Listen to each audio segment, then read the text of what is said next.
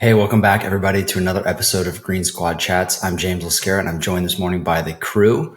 Today, we are talking about somewhat of a sensitive subject, but I think it needs to be talked about, and that is the stigma of mental health, specifically probably for men. So let us get plugged into this episode. Thanks for joining us.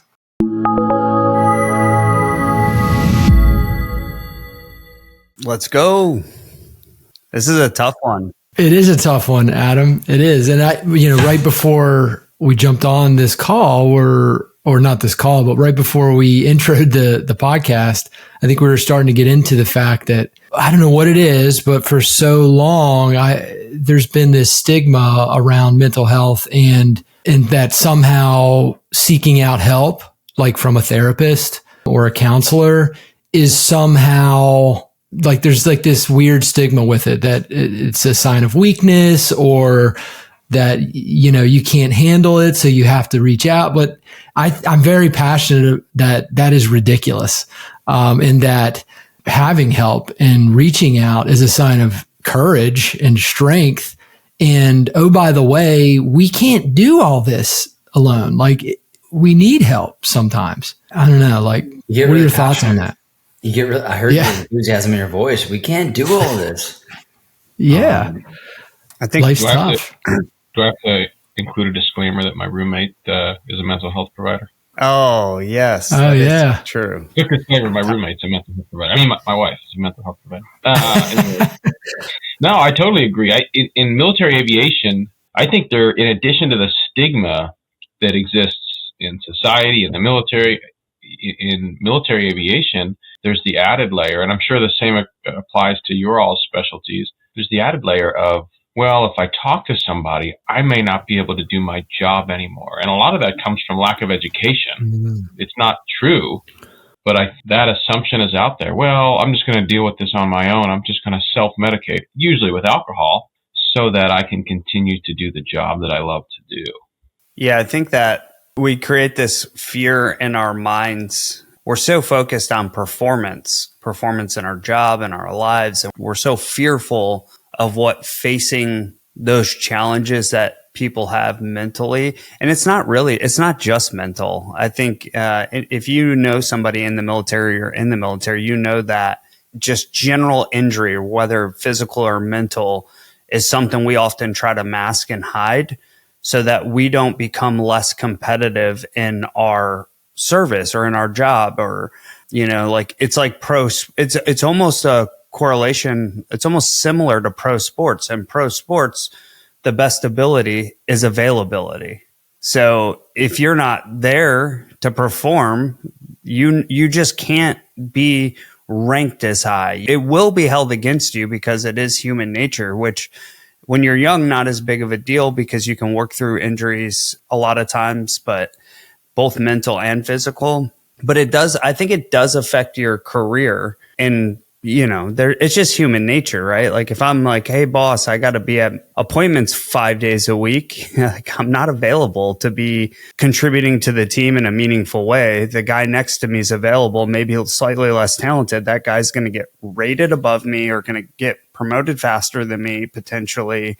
So that while we encourage it in the service or, even in our businesses for people to take a day off, to seek help when you need it, it does make you less competitive.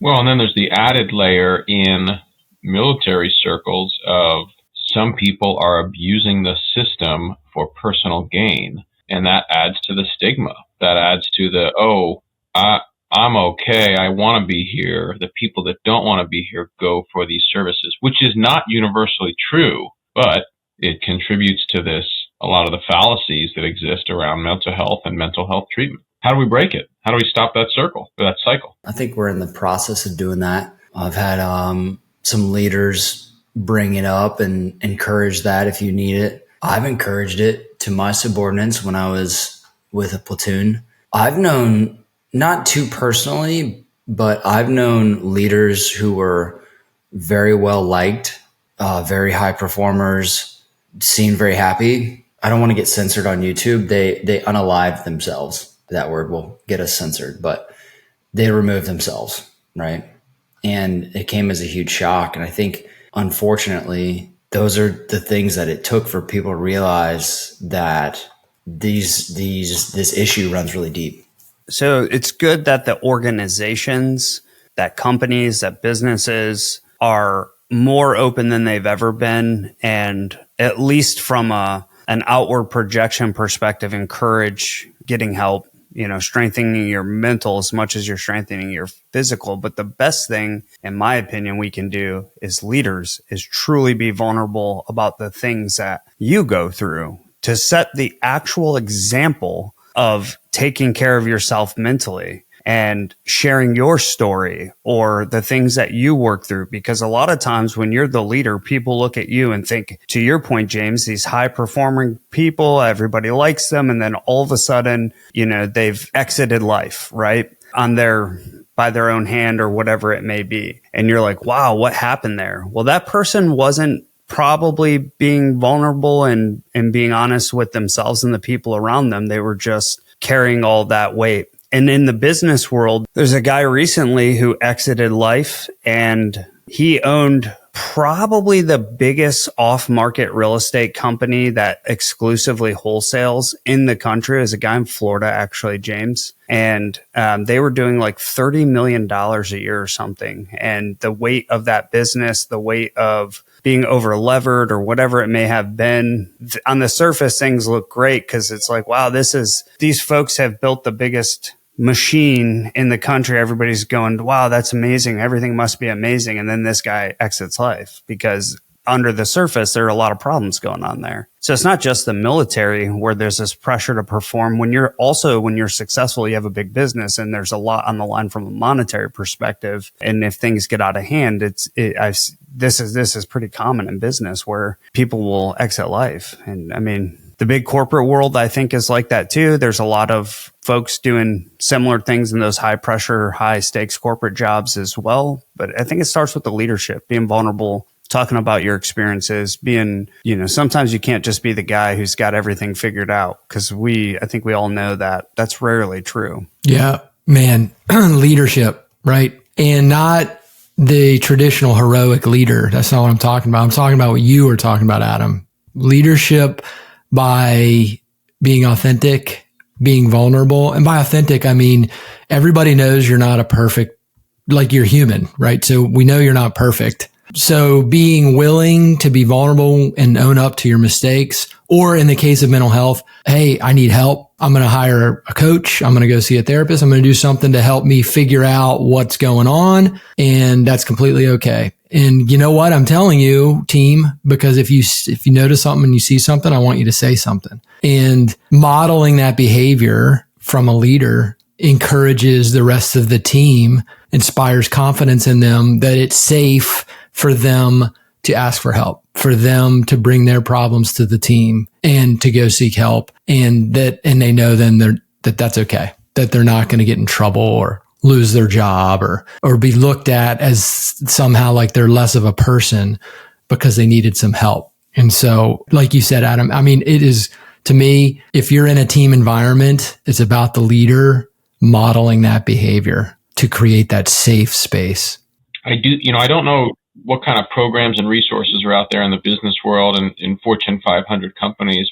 I am happy to see a lot of programs coming online in the military, whether it's the Army's resiliency program, where they're building a grassroots type system of support, peer-to-peer type leadership and resilience building. The Navy, I believe, is now adding mental health providers within naval aviation at the type wing level to get that resource closer to units, to where the rubber meets the road. So I do think there's a lot of good efforts coming online. And to your point, until or unless we've got leaders that are willing to openly talk about it, to share that all of these sentiments, that they're not perfect, that they do need help, and to then make it available to everyone through their words and actions, that's what it's going to take, to where we can talk about. We can say, I have been to therapy. I have gone and sought mental health treatment in order to be able to continue to perform at this level. I went and got help, right? We need people to stand up and say that. And I've done it, and it's been very impactful.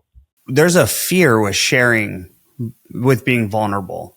I just went through this where I've been exploring things in my life and in my past, and like, why am I who I am today? What did I go through to get here? And I shared a pretty vulnerable story about my childhood and up and through to the military.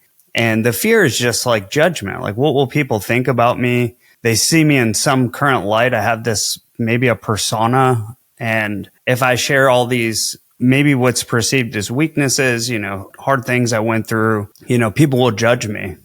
I shared this on literally, I'd only shared this with like my wife and some close people to me to date. And then I was like, you know what? I need to get this out. I need to get this off of I'm just wearing this and holding on to this. Like, this is part of who I am. And I literally shared it on social media, and I got pretty extensive amount of encouragement out of that. The things you're fearful for are like all the judgment you might get. Maybe people don't like you, or they think you're less, or something like that. But it was the exact opposite of that when I shared that. And a lot of people said this helps me feel more comfortable talking about X, Y, or Z, things that they've went through in their lives. Countless people there were hundreds of comments on it, but then countless people also direct messaged me to share their story with me, which I think helped them just to go, oh, like, it's okay. It's okay to share this. And these are like high performing, good people, successful people. This isn't like, this isn't the part of the people that are routinely victims or like always sad about things. These are people that are high performing. They're like, thank you so much for sharing that. Like, you gave me permission, and I want to tell you about my story. So how do we get there? How do we change the narrative? So if I hurt my knee tomorrow and I share with you guys, hey, I hurt my knee, one or more of you would say, oh, hey, I had a knee injury. Here's how I rehabbed from it. Here's how I got back to full health. How do we have that same conversation and make it okay for me to come to you and say, hey, I had this trauma yesterday, and perhaps trauma is too strong of a word. I had this, bad experience, and I've got some anxiety about it. Why don't I use those words to then, provoke one of you to say, oh, I had a similar anxiety provoking issue, and here's how I worked through it. How do we do that? I think, yeah, we'll start right now, James. Yeah. I've sought help before as a result of work stressors, and I won't get into crazy amount of detail, but things that have happened on deployments, I've sought help before, and I'm not ashamed of it. Like, this is gonna be a public episode, so I'll tell y'all. And it helped me. And I shared that with other people who I knew, who were close, and I wasn't at the point where I was at the point where I was like, this has been bothering me. Like, it's starting to affect my life. I think about it too much. And that was the impetus for me to go do that. And I would do it again. And it did help. So I will start right now. I'll start with my example. Yeah. I love that. I sense some resistance. Does it feel hard to share it? With me? Yeah. 10%. There's 10% concern. People see this and they're like, oh, that's odd. Yeah. I was going to say, how do we get the comment?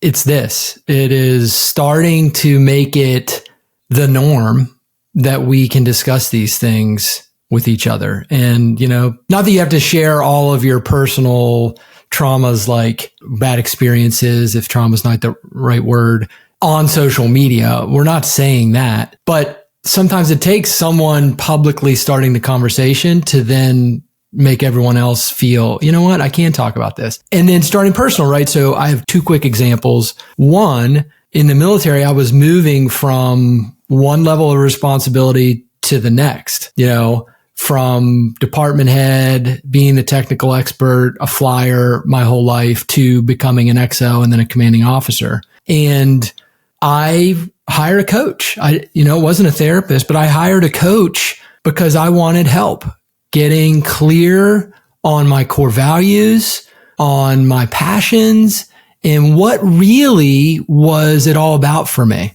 Because I just felt like I couldn't go in to that leadership role not knowing or not having more clarity, because I knew that in that role, there wouldn't be a book telling me everything to do. There wouldn't be a checklist for everything I needed to do. And I would need to be able to rely on a foundation that I just wanted help getting clear on. And so I hadn't heard of any other peers in my world at the time, at least, that had gone out on their own and hired a coach to help them with that. So that's one example. And then another example is in a previous unit. I had, I think it was you, Tom, was talking about aviators, and we just like the minute we just go through our careers thinking the minute we tell the doc that something's wrong, whatever it is, and especially mental health, that we're down. That's it. Career over, not flying anymore. These are the assumptions that aviators are walking around with. And so because when you're walking around with that assumption, what do you think that means? You're not asking for help. You're not asking for help unless you can try to hide it and do it privately and figure that out on your own. And it's like the exact wrong environment, in my opinion, to be set for healthy people in any job, right? But especially aviators, because that's what I have experience with. So we had an aviator who came to us and we're like, no, you're going to get the help you need and it's not going to end your career. Like whatever we need to do to make that happen. And I'm talking like we're in the 2020s and this is the first kind of documented, at least that the flight docs were telling me. So that this individual then was able to get the help they needed. They were down for a little bit while they got the help and they had to, adjust.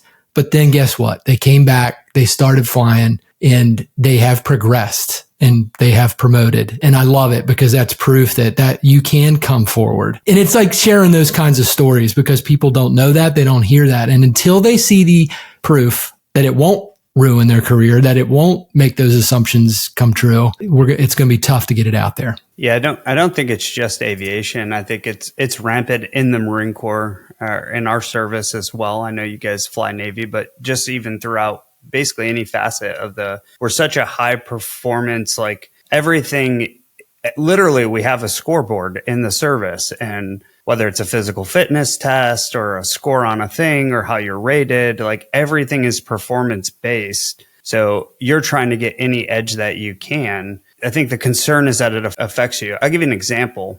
I think the big thing in your situation, Brandon, is that person like came out openly to people who could influence, help, didn't hold that in and try to figure it out themselves. I was commanding a company, which is about 205 Marines. So I was like the guy in charge of those guys and gals. And I had a young E3 who I didn't know, but he had told like his immediate leadership, went and was trying to seek professional help.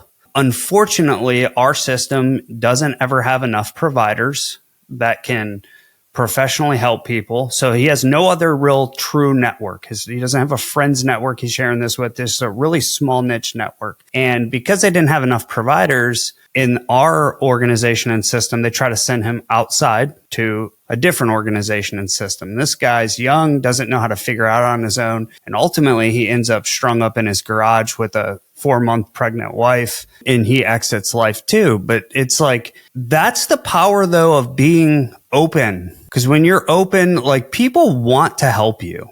Even people you don't know super well, they want to help you. They don't want to see, it is not human nature to want to see people struggle. It is human nature, especially for males, we're fixers most of the time. We see a problem, we're like, I have a solution, I should help that person. So I do think there's a lot of power in being open with more than just like, sometimes just reaching out to one single lane is not enough. You need a support system. You need people in your lives. And to your point of coaching and mentorship and professional help and having a community, it's human nature for that. That stuff can propel you emotionally, physically, in your business, in your life. It can be really, really powerful.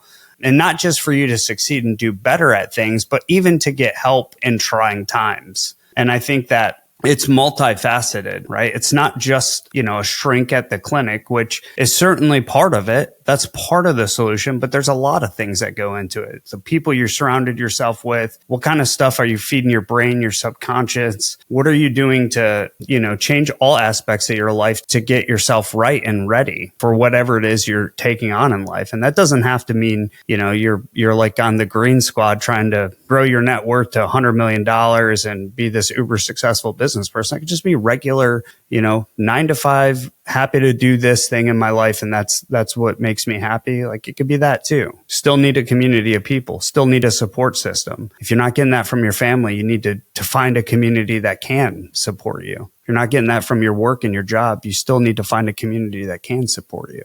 It's fascinating, especially in the military, that we spend so much time focused on physical health, physical readiness.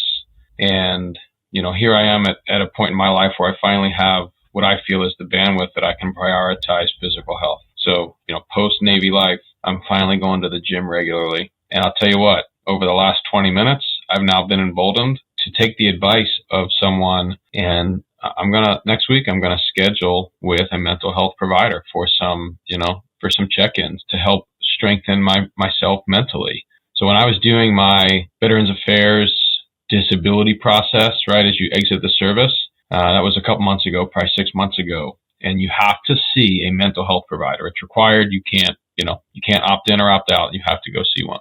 And, man, it was the best conversation I've had about my own mental health in the 4+ decades I've been on this earth. And again, I'm married to a phenomenal mental health provider. But I probably was more vulnerable, right? I was more vulnerable in this setting with the Veterans Affairs process, and wound up touching on some things that I hadn't really acknowledged, right? They're just lurking in the background. And that provider's suggestion was, hey, you seem to be functioning very well day to day. It would be worth spending some time exercising this, right? Flexing this and, strengthening yourself. And that was 6 months ago. I probably just told my wife and nobody else. So now I'm sharing it with you guys because I know you'll hold me accountable. I'm going to do that next week. Tom, I'm curious. We high performers, people in this group on this panel and others in our kind of network, are almost always forward looking. It's not what happened when I was 5, when I was 10, when I was 18. It's what do I got to accomplish today? What do I got to accomplish next week? How am I going to hit my 10-year goals? And we do have, and society has changed itself. I mean, I think it's goal setting and future looking and going after your dreams is so encouraging. You have all this access to information. And I think that's an important component. I'm not saying don't do that. But what we don't do, to your point, Tom, is we don't stop, think about, be present, understand what we've done to this date, understand the challenges we went through, work through that stuff mentally with a provider or with your friends or your network. Why do you think it is that it's like a low priority for us to strengthen our mental health? Like, do you feel like there's a stigma? Like for you, 6 months ago, you're like, oh, this was really good. I should definitely go to the mental gym and strengthen this part of my life. Why do you think you didn't do it? A lack of prioritization around it, but the lack of prioritization, Adam, is informed by or influenced by all of these stigmas we've been talking about. For 40+ years, I've not heard a lot of influential people in my life talk about it, right? So you guys influence me day to day about business and entrepreneurship. I mean, in the last week, I've talked to, 3 of the other 6 members of Green Squad, 50%, all about business, right? You're very influential in my life. And so the other people that are influential in different areas of my life don't check that box. I don't have a role model that is demonstrating that to me. You guys, to a person, every one of you prioritizes physical health. I see that. We talk about it. So does my wife. Well, man, for the first time in forever, I now go to the gym 4 or 5 days a week, right? And that's good. I see people model that. And to the whole point of this podcast, there's not a lot of influential people in my life modeling that we all should prioritize going to, like you said, the mental gym, right? Strengthening myself mentally. And I think as a result of that, I simply haven't prioritized it, right? When I'm writing my plan for the week, the day, I'll fill it up, but I'm filling it up with business. I'm filling it up with family, and I can make time for it. I just haven't prioritized it, Adam.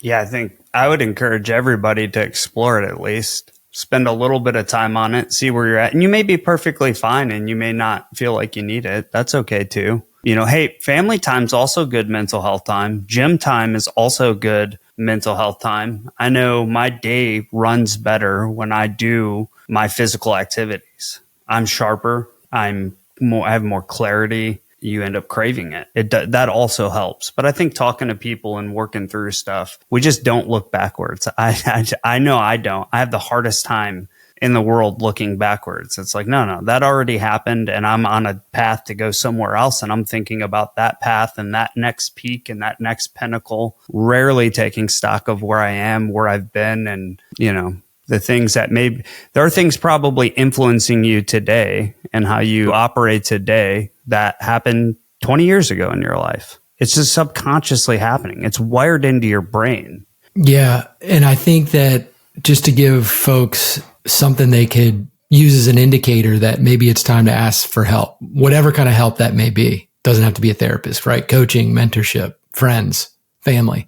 An indicator is you've got this something you want to do or something you should be doing. And by you should be, it's influenced based on your environment and your unique circumstances, right? But yet, even though you know what it is and you know the steps you need to take, you're not doing it. For some reason, you're not doing it. And that is an indicator that, hey, reach out for some help. It could be anyone, small step, friend, family, reach out for help, because there's a reason. If you know what to do and you're not doing it and you want to do it, there's something there holding you back. And there's asking for help is like the courageous thing to do. I think that's a great summary. I think we can leave it at that. Appreciate everybody joining us for a sobering topic, something we don't normally talk about. Glad we're able to bring awareness and collaborate on the topic together. Another great episode, guys. Thank you. It's an honor to be joining you.